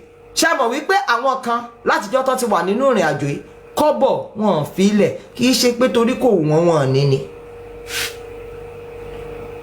ni. So ẹ̀yin tọ́lọ́run wá lò ẹ wá so gògóńgò mọ́ Ọlọ́run lọ́rùn wípé ẹ fẹ́ gba oore nǹkan tẹ́ ẹ gbà. It is not alright. Tẹ́ ẹ bá ti ṣoore fẹ́yàn láyé ẹ ṣe kẹ́ ẹ kú ńbẹ̀ Ọlọ́run ọba lẹ́lẹ́san. The comparison is evil as far as I'm concerned. Aloba said, ẹ̀yin ò rí kéèsì Cynthia gẹ́gẹ́ bí kéèsì ìfọwọ́ lágbani lójú ọmọ tí ò sì lọ́lá. Ṣé ọmọ ìlọ́lá ni? Kò ní anything. Kò léèyàn. Kò ní. Ṣebí ilé wọn ni Kàrímọ́ tú síta pẹ̀rẹ̀pẹ̀rẹ̀. Ṣé mọ̀ pé nǹkan kan tún yà mí lẹ́nu. Láìpẹ́ yìí, ṣé mọ̀ wípé Kàrímọ́ ìdẹ̀ tún padà ń jáde. Nígbà tí Cynthia ò lọ sí court, I'm surprised to see her clip again. Tó tún fi ọmọ yẹn ṣe yẹ̀yẹ́ wípé wọ́n pè ẹ́ ní DNA court. I don't know how many of you saw that clip. I saw it and I was shocked. Wípé kí ló dé tó tún sọ bẹ́ẹ̀? Mi rò pé bóyá wọ́n ti parí ìjà wọn ni. Ṣèbọn ọmọ ìyá ni wọ́n. Mọ̀ọ́kàn tiẹ̀ kì í ṣe ọmọ bàbá. Ọmú ìyá ò sí nǹkan lẹ́nu iye ọmọ tó bá mú. Tó tún bẹ̀rẹ̀ sí ní fi ṣe yẹ̀yẹ́ tó fi ń ṣépè. God bless you. Mo rí. Èmi náà wà shocked. Wípé kí ló tún mú tó tún sọ̀rọ̀. Èmi rò pé àárín wọn ti tò. Kọ́dẹ̀ máa wá bọ́n ṣe máa yanjú ogun tán bára wọn nú ẹ̀ ni. Tí ló tún bẹ̀rẹ̀ sí ní gbé ṣépè. Tó tún bẹ̀rẹ̀ sí ní sọ̀rọ̀ sí. So kì í ṣe pé ọmọ yìí kì í ṣe pé ó ti léere wá. Kì í ṣe pé so ní credit ilé ibi tó jẹ́ pé ọlá wà. I'm surprised too ma. Ó yà èmi náà lẹ́nu pé kí ló tún dé, because ìgbà tí mo rí pé everywhere ti tutù èmi dẹ̀ rò wípé okay they are already waiting for their karma. So when I saw this girl, she was on live. I think somebody took the clip.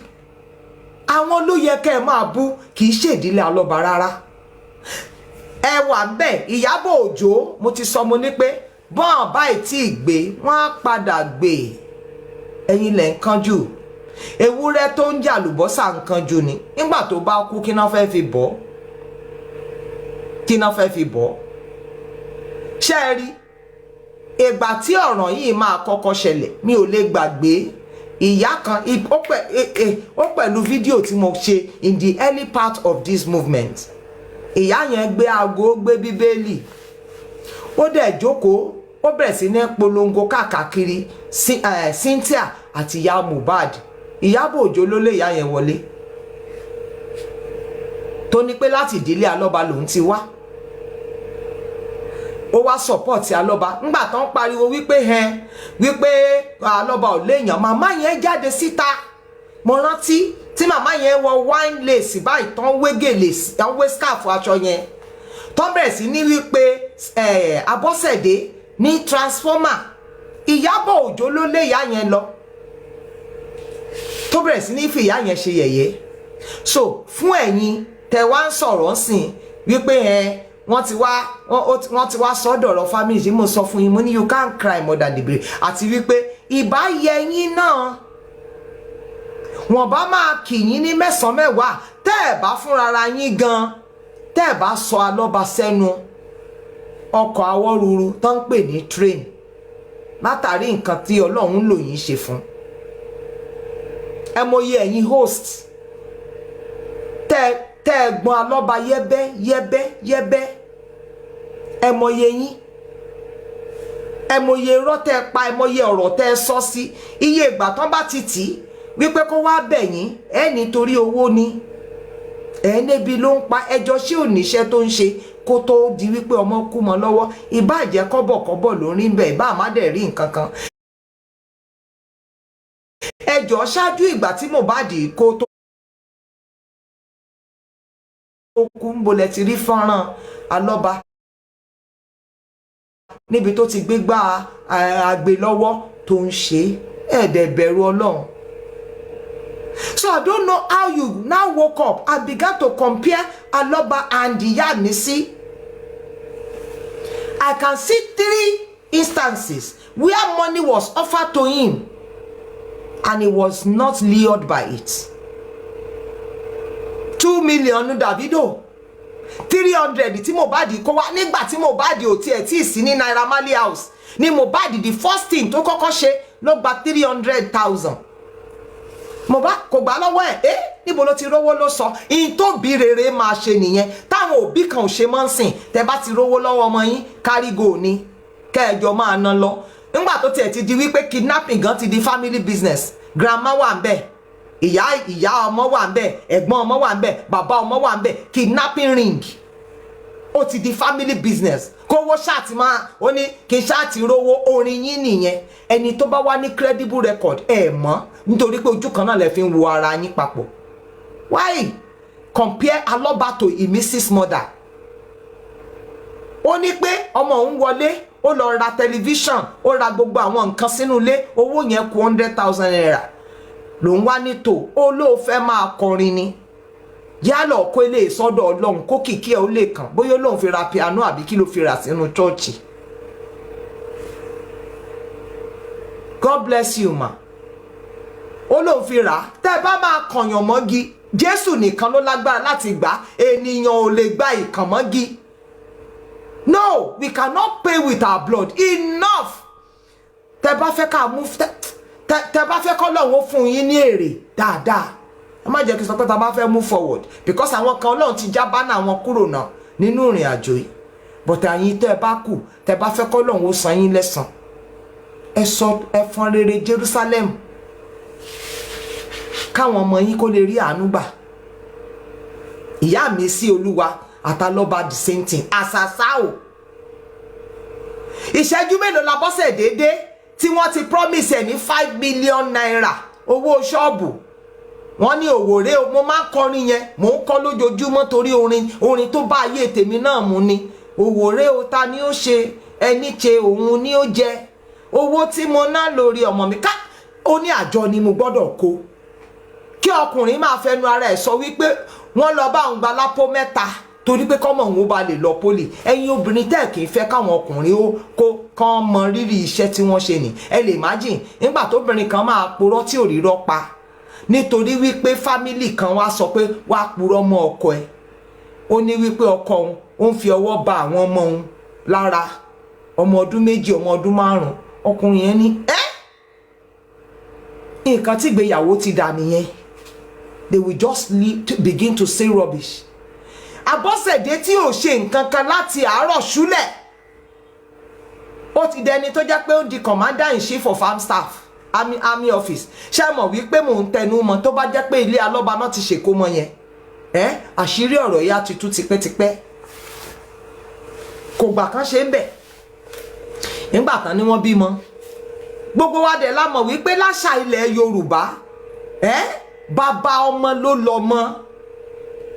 Gbogbo nǹkan tó yẹ tó jẹ́ pé wọ́n ti setting òun náà ló gba ọ̀rọ̀ introduction yìí o tí introduction fi di engagement mọ́ Alọ́ba lọ́wọ́ mọ̀mí ìmọ̀ ẹ̀ náà ni wọ́n lọ ṣe Abọ́sẹ̀dé yìí náà ni òun ló lọ rèso òun ló lọ ṣe gbá òun ló lọ ṣàwo ẹ wá ń compare Alọ́ba mọ́ ìyá Ìmísí asas how ẹ ṣọ́ra yín náà kẹ́ ẹ bẹ̀rù Ọlọ́run ó gbọ́dọ̀ jẹ́ àwọn Adébánjọ mi ò gbọ́dọ̀ sọ pé láàrin wa nírú ẹ̀ wà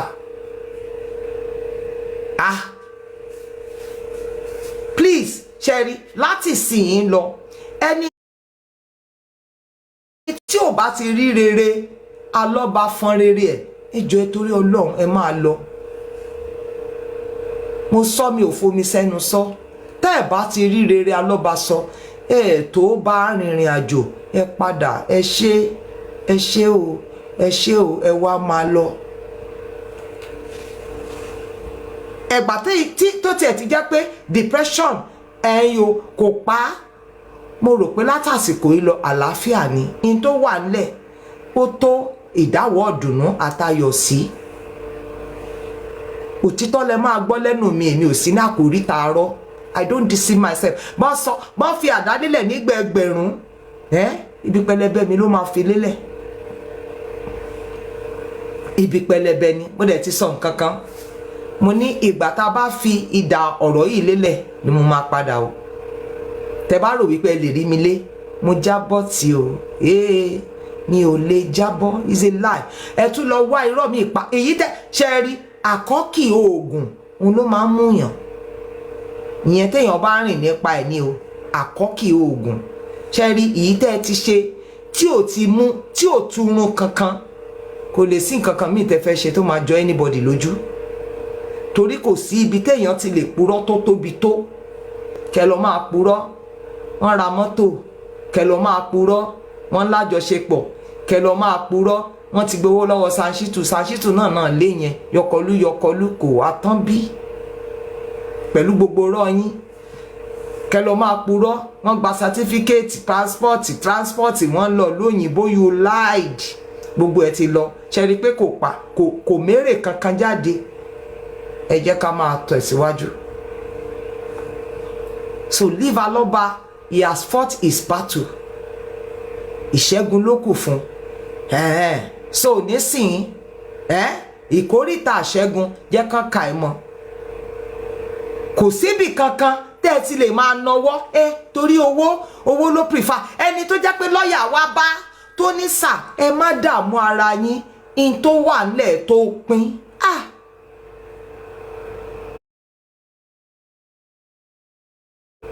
lóòótọ́ ṣe é bòǹbòǹ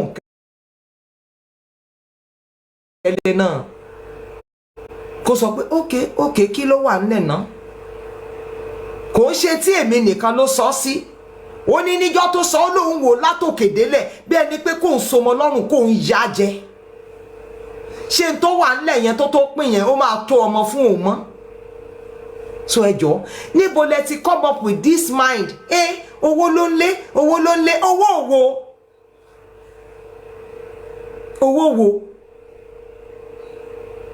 ìbéèrè ni mo béèrè lọ́wọ́ yín owó ìwo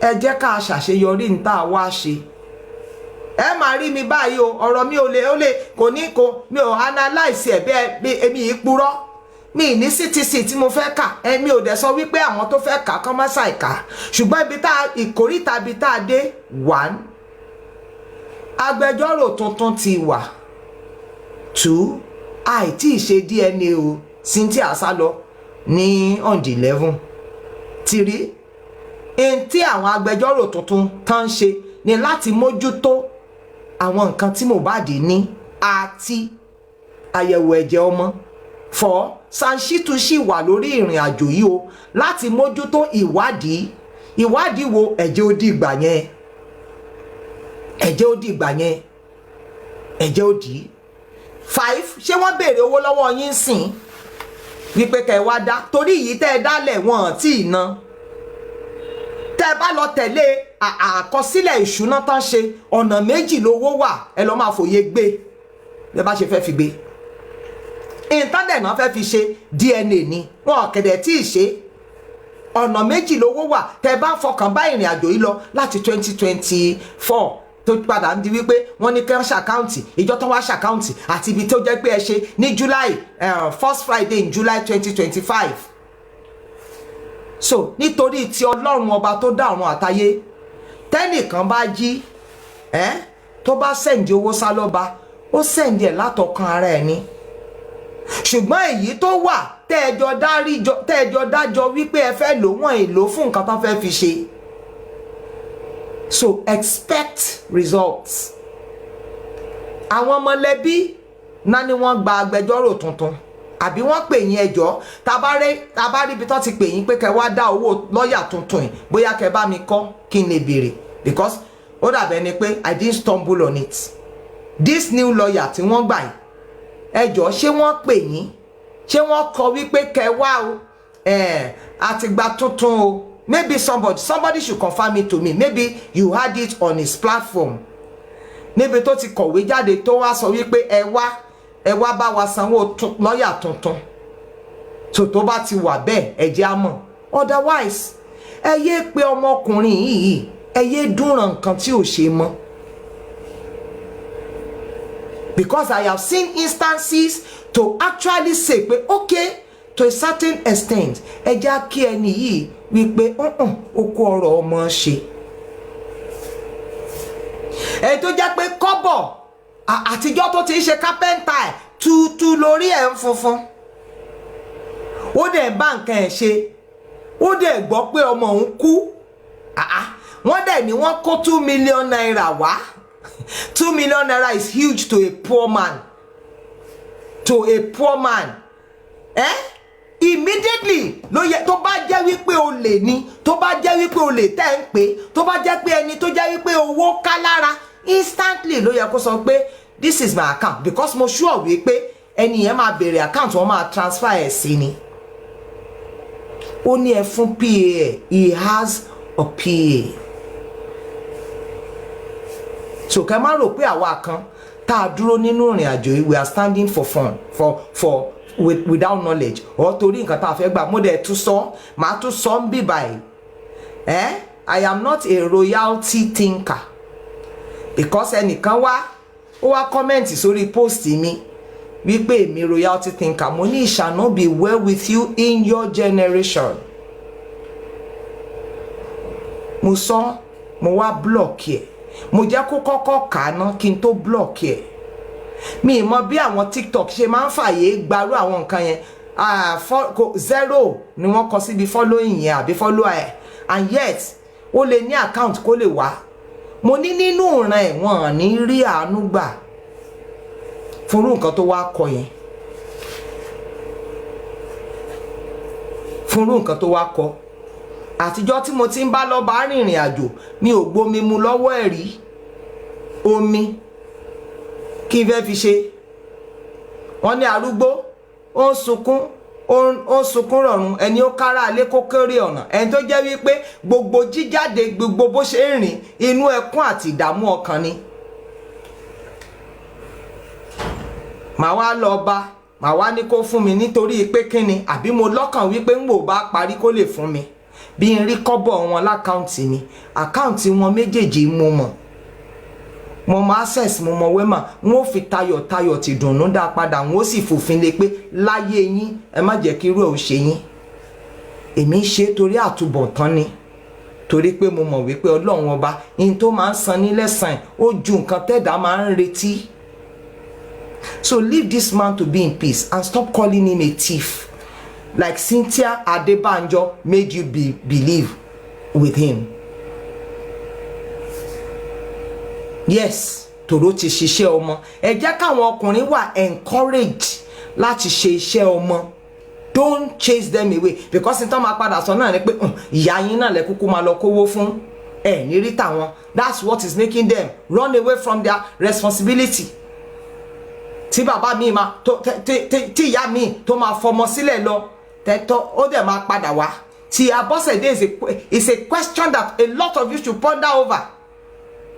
Ó fọmọ ọmọ mẹ́ta ó kọ́ ọmọ mẹ́ta sílẹ̀ wọ́n dẹ̀ padà yàn wọ́n yanjú wọ́n dẹ̀ pàkánú wọn ó wá jókòó ó ní wípé torí pé tó ń fúnlù ló jókòó tì tó ń fúnlù ni ó padà wá di nǹkan lọ́wọ́ ẹ ó bẹ̀rù Ọlọ́run. Stop castigating that man if you do not want your children to end badly. That's my sign-off note. Because when I saw that comment, I'm like, ṣé àwọn justice fighter wà ṣá, ṣé wọ́n rí nǹkan tí wọ́n ń kọ yìí wípé ìyá Mohbad, bàbá Mohbad àti ìyá mi sí ìkan kan náà ni. How does it relate? Níbo ló ti fún yín ní impression pé owó lòun fẹ́ ju ọmọ òun lọ? Question nìyẹn. Where did he give you that impression? Oh, because when people began to rally around him, okay, ẹ gba aṣọ ilé yẹ wọ̀, ẹ gba gàrí kẹ́ fi sẹ́nu, ẹ gba búrẹ́dì kẹ́ jẹ. Torí pé kò wá kú yẹn, so ẹ feel wí pé okay, ó ń deny. Okay, nígbà tá bá ju apá tá rí bí jù mọ́ aka lérí ni now. But he still continue to say, I still want to know. I am still taking it this way. Then believe him in that. May God forgive you people that ever thought it up in that manner. So, Olúwa pẹ̀lú yín o, in tèmi wá sọ ni, èmi ò lè kúrò lórí ìkànnì ọ̀rọ̀ justice for Mohbad. Rárá. Nítorí pé mo ti sọ láti ilẹ̀ pẹ̀lú ìgbàgbọ́ àti ìdánilójú Mohbad máa gba justice. Kò wá tán báyìí. Ṣebí Cynthia mo ti rántí ìjọ́ tán ló gbé fọ́tò mi lọ sórí Instagram. Mo ní kí ló kọ síbẹ̀? Bóyá lọ fi hàn wọ́n pé àbí kí mi ò tiẹ̀ mọ̀, mo ṣàmọ̀ wípé Monaiza yìí náà ló gbé. Gbogbo àwọn tó ń jà fún justice pátápátá wà á máa lé wọn kiri. Okay, Samsodine tẹ́ ẹ gbé. Nígbà ẹ gbé Samsodine tẹ́ lọ tì mọ́lé, ó padà jáde ó tún wá ṣorin fún yín ni, ẹ tún lọ tún gbé. So you will know that some people are more resolved on this matter than anyone else. Àwọn kan ló lọ tí wọ́n dé tán láwọn lọ bẹ̀ ní o, àwọn fẹ́ lọ bẹ̀ ọba ní o, àwọn ò sọ̀rọ̀ lódì, àwọn ìyájú sọ́ba wọn dìtẹ̀ sọ́ba. This one he came to make another song, and I began to see people saying he's going back there. Ṣé prison tó kọ́, ṣé ẹran náà kọ́ fún ni, èèyàn náà kọ́ fún. If they want to take anybody there, we'll go there and come back. But that will not intimidate us to silence at all. So if you are still remaining on this course of justice, remain. Let God reward you. Let God recompense to you. And stop jumping ahead of the case. What you Cynthia Awori, when it becomes a news, paper agbe, speculation ko. But is the family united on this cause now? Have they come up with a new lawyer? 100%. As the lawyer now said, okay, I've taken up the case of the DNA 100%. So I want Katiwabanshi, let's laud it. So thank you for joining up. Thank you for your support. Thank you for your gift and everybody. We'll see again. Emma Binu, the little bit I have come to see, I know you understand it in a few ways. The summary is the DNA date is still ahead. There's a new lawyer in charge of the DNA as well as Mohbad's estate.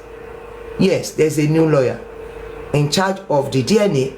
And what are they going to do? The samples will be collected and it will be taken by courier. It doesn't involve family persons going with it. They are taking it out of the country. Yes, it will not be done here because the kind of test sample they will take from Mohbad cannot be processed in Nigeria. It cannot be processed in Nigeria.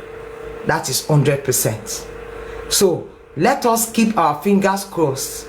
Let us resolve on keep ourselves on the resolve that Mohbad will get justice. And for all of you that are still determined in your spirit to continue to support Aloba, you are doing it out of your free will.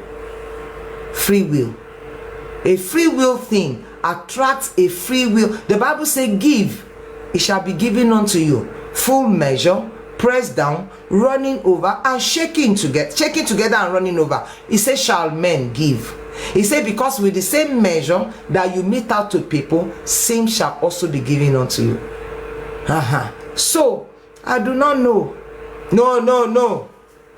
where normally they will, where they kept him. I'm answering this, but is it true that chemical was poured on his body? What they had preserved him with, normally, if you talk about kusi, they did the dry one. The dry one. God bless you for that answer and for that question, ma'am. They did the dry embalming. Dry embalming to preserve him for the length of time to what? Tom Fish investigation one time. But now you will see that from the report of the pathologist, the first one, the Lagos State one, although àwọn wọ̀nyẹn wọ́n kọ́kọ́ ṣe tiwọn, because one, the sample was not taken. The pathologist, the Lagos State pathologist said he had that the sample that was taken from Mohbad was kept for so long a time. Ìgbà tí wọ́n gba sample yẹn, they did not take it. I think it was when the father went to Berekete and he now called the commissioner of whatsoever. Ni wọ́n sọ wípé wọ́n mú sample yẹn lọ. Eventually, by investigation, it was discovered that the NMS that they said they took the sample to, they never received anything like that there. So, from the report of the first pathologist, what he said was that because the body had decomposed, they couldn't get the right report brought out, and they recommended that they should take it further, which they did not. So the second pathologist came. That was a private one that the family got. He also came and requested from the police certain things. They did not give him either, just so to frustrate it. Now let me now tell you the angle of God on this matter.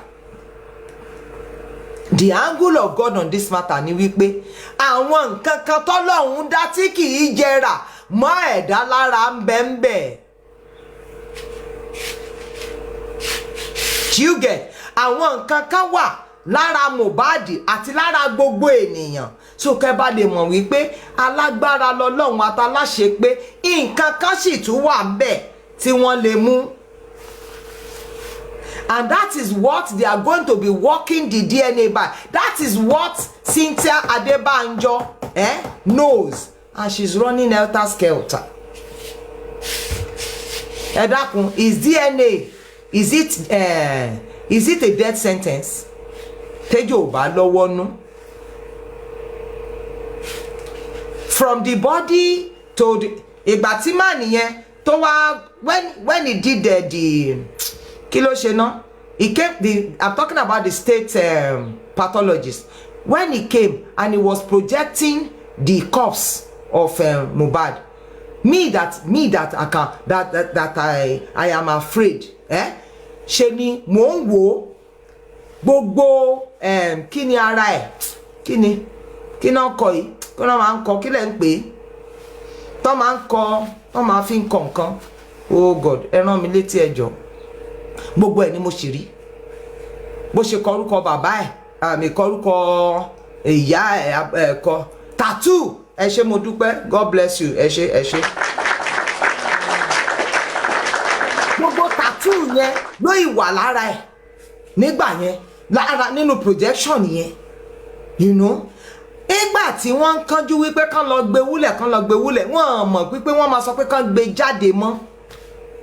So what they said was because the body had decomposed because of the soil composition and all of that and all of fine. But Ọlọ́run fi nǹkan kan sára ẹ̀dá tí kì í jẹrà. That's why the DNA cannot be done in Nigeria. Nǹkan kan wà lára Mohbad, àwọn nǹkan kan sì wà ń bẹ̀ tó jẹ́ wípé wọ́n máa padà mú, tó jẹ́ wípé kò lè jẹrà. So in tí ò jẹrà lára Mohbad náà máa lọ lò fi ṣe sample. Àwọn ò mọ̀ wípé ibi tọ́rọ̀ yẹn máa dé ní, so òun ló ṣe fi yà mí lẹ́nu nígbà tó jẹ́ wípé àpèjọ ọgbọ́n ló yẹ kẹ́ ẹ pè. Kí ló dé tó wá jẹ́ pé wọn pàpèjọ ọgbọ́n, tó wá jẹ́ wípé ẹni tó lọ́rọ̀ tí ò bá wá jẹ́ pé nǹkan míì gan ti wà ń bẹ̀. Ẹ wá bẹ̀rẹ̀ sí ní ya wẹ́lẹ́wẹ́lẹ́, ẹ yàdá tí bẹ́ ṣe ń ge lápá lẹ́ge lẹ́sẹ̀ lẹ́ge lórí lẹ́ge lọ́rùn pé kó bá ṣáà lè kú yìí náà ni. Why? Kò kú o. so ẹ jẹ́ kí àwọn tọ́lọ́hún yàn báyìí kí wọ́n ṣe nǹkan tán máa ṣe. So don't be afraid, ma. I have seen your question. Do you get? I have seen it. That the sample that will be collected cannot be done in Nigeria. Exactly, ma. It is true.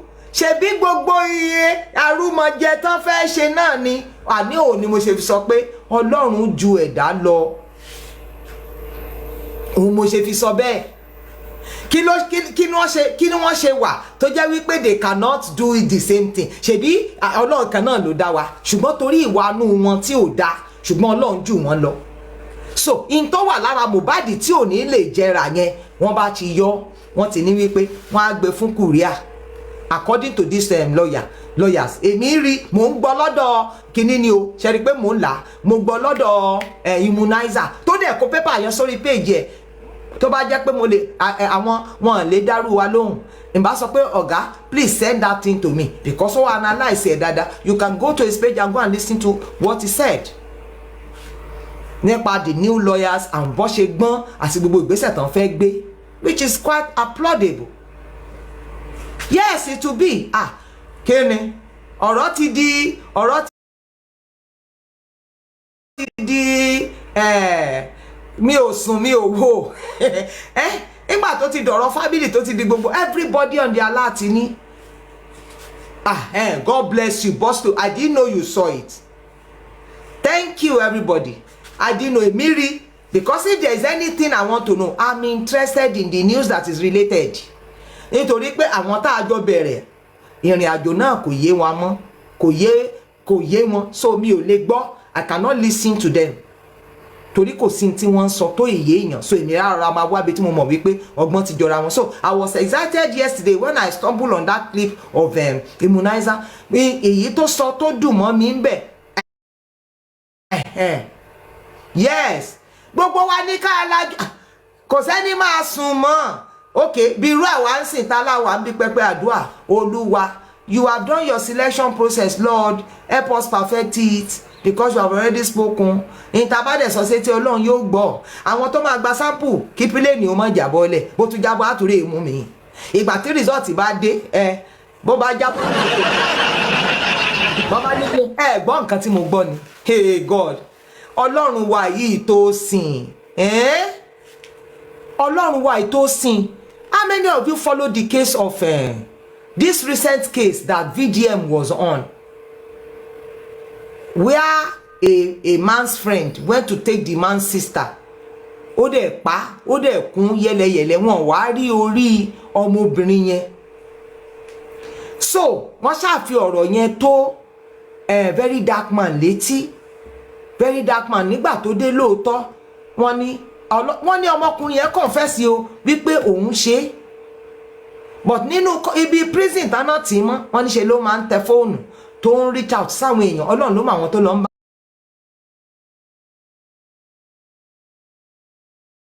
bá sọ̀rọ̀ ń bẹ̀.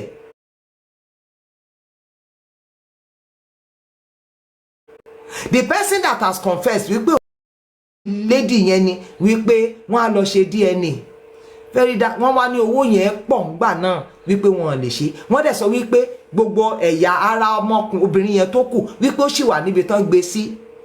Kí ni a very dark man dé sí wípé ó wá ní òun máa lọ ṣe DNA yẹn no matter what.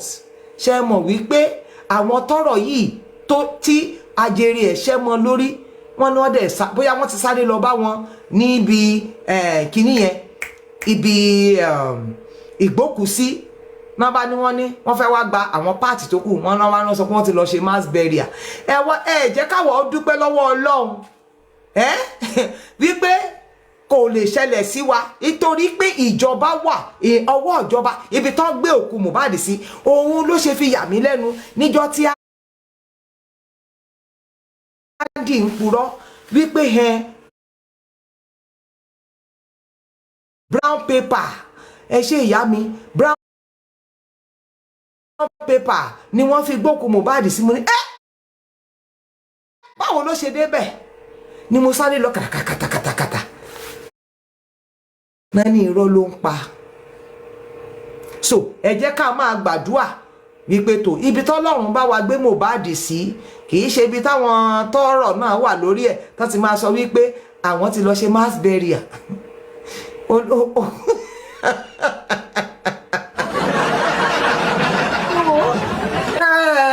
Rìmáàkì kan ló pa mí, kọ́mẹ̀ntì kan ló pa mí lẹ́rìn bí lóòótọ́ ni. Ẹ jẹ́ a dúpẹ́ lọ́wọ́ Ọlọ́run, ṣé rí ọwọ́ Ọlọ́run wà nínú ìrìn àjò yìí o. Thank God wípé corona inquest wọ́n dálẹ̀.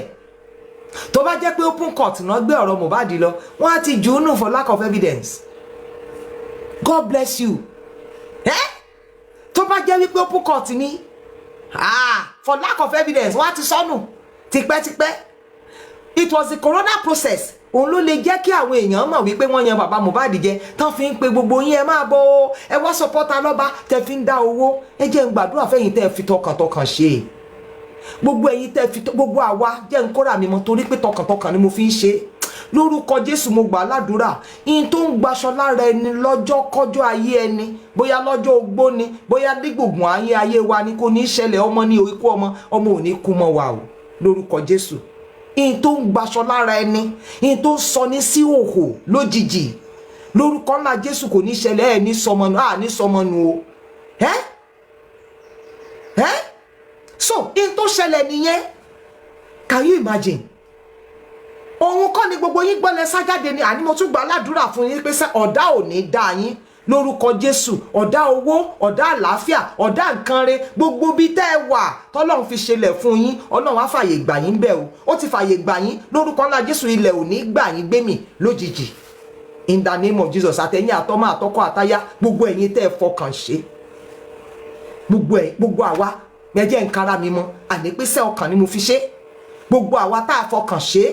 Gbogbo àwa tá a ṣe láì retí wípé a fẹ́ sin Ọlọ́run ní ìrègùn kankan ju wípé ká dúpẹ́ pé orí wa lò. Ọlọ́run ó fún wa ní èrè tí àwọn ọmọ wa máa jẹ láti ìrandéran wọn lórúkọ Jésù. Ọpẹ́lọpẹ́ pé wọ́n gbọ́rọ̀ yẹn lọ corona ni tí gbogbo wa wá rí pé torí wọ́n fẹ́ yàn jẹ ni oníkọ́bọ̀ mu wá oníṣílẹ̀ kan mu wá onísísì mu wá òun ló jẹ́ kọ́rọ̀ náà. If they have taken it to an open court wọ́n á ti sọnù for lack of evidence. So because it became a government matter no fi lè gbé bọ́dì ẹ̀ síbi tó wà yẹn níbi ilé ìpamọ́. Because if there is anything these people did not see coming, it is the DNA. Àti jẹlẹ́dẹ̀ nyùgbànyùgbà àti sanwó ẹ̀ ńkọ́ tìkọ̀tìkọ̀ Ọlọ́run. Àti jẹran ẹlẹ́dẹ̀ nyùgbànyùgbà ìgbà tán rẹ̀dí mọ́ra wọn tán ṣe 3 sum tán ṣe 10 sum wọn mọ̀ pé yóò padà lẹ́yìn torí pé Ọlọ́run ọba adákẹ́dájọ́ ni. So I am telling you in all hope ẹ lè kábàámọ̀ pé ẹ bá alọ́ba rìnrìn àjò. Ẹ má dáhùn gbogbo nǹkan tó ń sọ ó lè ní owó ehun àtìyá mi sí kankan náà ni Ọlọ́run ló máa jẹ yín yà yín tẹ́ sọ. Ọlọ́run ló máa fi àjẹ yín ẹ̀yin tẹ́ ever think ẹ̀ wípé ìyá mi sí àtàlọ́ba ìkankan náà ni wọ́n àṣàṣà ò náà. Àṣàṣà ò náà. So that is what the update is. The family now said and their lawyer now said wọ́n ní Mohbad ò ní nǹkan kan. Ẹ mọ̀ pé gbogbo ìgbà tó kú tọ́pá yìí ẹ mọ̀ àìká ìmọye owó ẹ̀ tó jẹ́ wípé ó máa wà káàkiri níbi àpèjọ orin gbogbo àbí ṣe lórí audio mark ni àbí kílẹ̀ ń pè ṣe lórí anywhere ni ṣe bóun àtàwọn èèyàn ṣe ẹ ṣáà mọ̀ wípé òun àti Tẹ́ní àbí kí lórúkọ ẹ̀ Tẹ́ní náà ló ń jẹ́ tó sọ pé ìmọ̀lẹ̀ dé òkùnkùn pa àrádà o ọ̀dọ́mọdé sì máa dá gbalagbà o ìchíkè ńkọ́ àìyé gbogbo ẹ̀ pátápátá òun ni wọ́n padà kọ sínú ìwé ní ìsìn wípé tó ẹ gbọ́wọ́ kú òun bẹ́ẹ̀ ẹ gbé ọwọ́ kú òun bẹ́ẹ̀ àti bẹ́ẹ̀ ni àtàwọn lọ́wọ́ rẹ̀ ń kọ́ lọ́wọ́ rẹ̀ àwọn tó wà nínú WhatsApp group ká dúpẹ́ lọ́wọ́ Ọlọ́run fún very dark man ọ̀tọ̀ Ọlọ́run tó rò tí lẹ́yìn tó bá wà tú ẹ̀dẹ̀ ní Mohbad ò ní nǹkan kan ẹni pé Mohbad ò ní nǹkan kan in tó sì kúlẹ̀ tú ìpọ̀ in tó kúlẹ̀ pọ̀ rẹpẹtẹ in tó kúlẹ̀ ń pọ̀ so definitely kì í ṣe pé torí pé ká lọ́ba àti ìdílé kan lè jókòó jẹ́ àwọn ògo tó jẹ́ wípé ó yẹ kó tara Mohbad dìde kí wọ́n lè dìde. So don't get weary, don't give up. Àti débi tó jẹ́ wípé ayọ̀ ló kù. Àwa tá à ń gbàdúrà àgbà alágbàyọrí tọ́lọ́run bá fi inú dídùn gbóhùn wa nítorí wípé èmi mọ̀ ẹ lè tan èèyàn jẹ ni ẹ lè tan Ọlọ́run jẹ. Ṣé ti gbọ́ èèyàn lẹ lè tàn èmi gan tí mò ń sọ̀rọ̀ alábàjọ ń gbà tí Samuel délé Jésè fìrìgbọ́n Eliabu lórí ló ní káre ẹwọ ẹni tọ́lọ́hun yàn ẹwọ ọba ẹ náà ní ń bo ojú ni wọ́n ń wò ọkàn lèmi rí mo kọ́ ní ìfẹ́ ọba tèmi yàn ó wà níbi tó wà jẹ́ mọ̀ wípé lórí ìkíní ìkejì Samuel gan ò tí ì mọ̀ lẹ́ni tá a rán nìyẹn o ìgbà tí méje dé ló ní ẹ̀wà gbà mí Ọlọ́run dẹ̀ sọ pé nínú gbogbo wọn mi rí kankan òun ni Samuel ní gbọ́ ṣé gbogbo àwọn ọmọ náà rèé lólókù kan ó ló wà lẹ́yìn ó wà nínú igbó tó ń bá òun ṣọ́ ẹran ó yá tá ò bá mu wá àjókòó so Ọlọ́run ọba tó ti ṣètò eléyìí kalẹ̀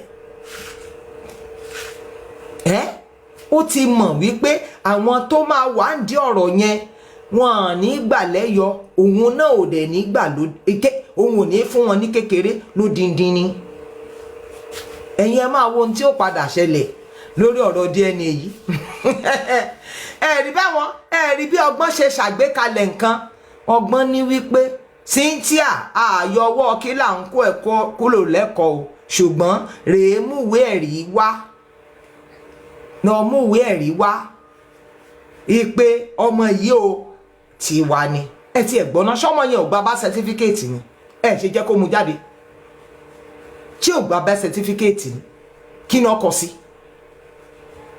gbogbo dọ́kúmẹ̀ntì ẹ̀ kò rí kankan paste sórí àfi kó máa ta wíìgì ká máa fi yẹn tàn wá jẹ irọ́ ni ẹni tí oúnjẹ ẹni tí inú ẹ̀ òdò tó ń lá ṣúgà jẹ́jẹ̀dí ló máa pa ṣé kò lè mú jáde ni certificate tó driver's license náà ṣèbí ó ní mọ́tò tó ń wà kí ló fi kọ orúkọ síbẹ̀ marriage certificate tán jọ ṣe tó fi di wípé kínní ẹ wá ń pariwo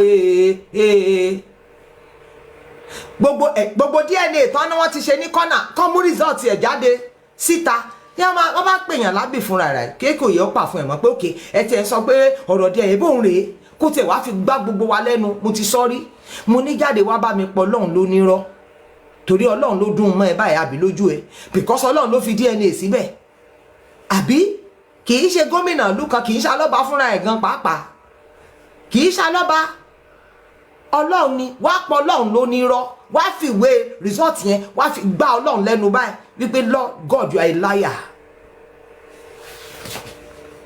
mú result wá èyí tẹ́ ẹ ṣe lábẹ́ ẹnu ẹ mú jáde síta kẹ̀jẹ́ á rí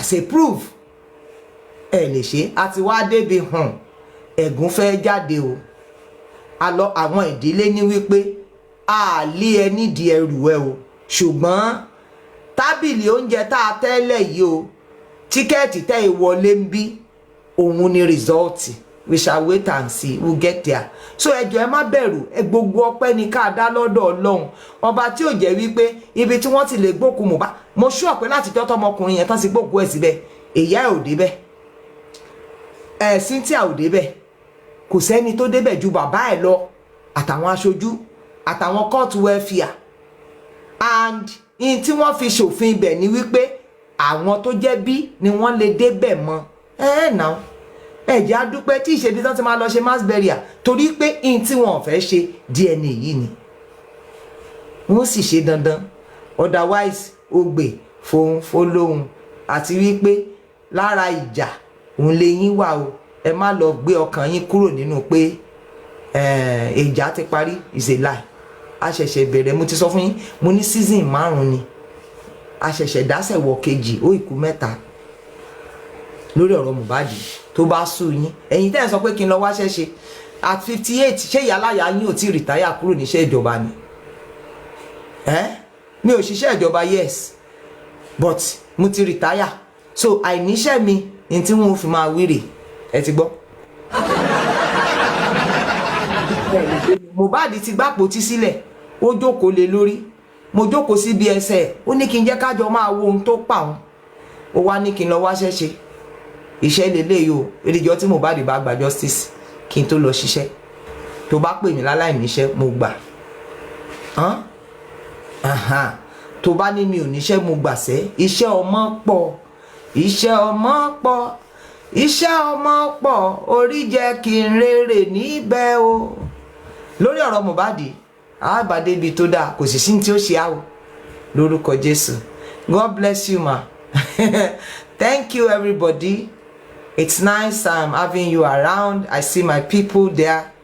Mo ti sọ o, mo ní gbogbo ẹ̀yin tẹ́ ẹ bú wa, tẹ́ ẹ purọ́ mọ́ wa pa ara mọ́tò, tẹ́ ẹ bá ṣì ń wà ńbẹ̀ wípé ń tẹ́ ẹ sọ lẹ́sọ, Ọlọ́run ó ṣá yín nídà.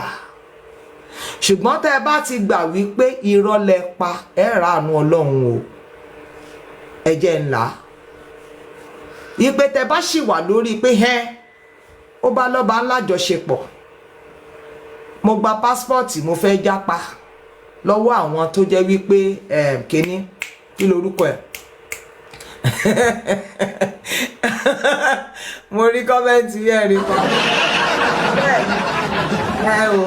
A ò lóko, a ò lódò, à ń ṣeṣẹ́ alága, ẹ ṣá máa pè wá sóde kẹ̀sì máa náwó.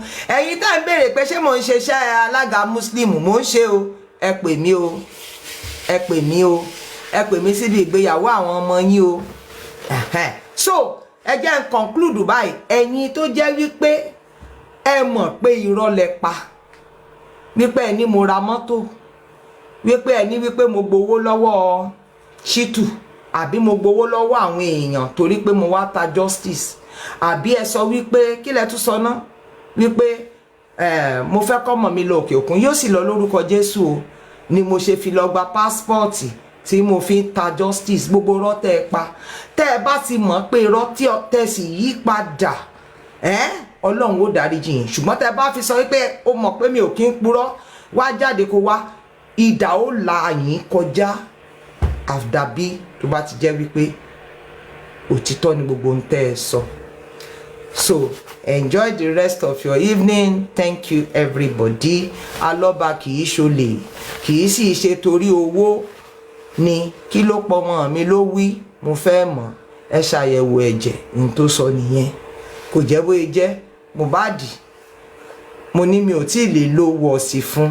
Ẹ rí bí mo ṣe gbé fọ́tò ẹ̀ sẹ́yìn. Mohbad ó gba ìdájọ́ òdodo. God bless you. Amen. Thank you. Thank you, sweetheart. I see you.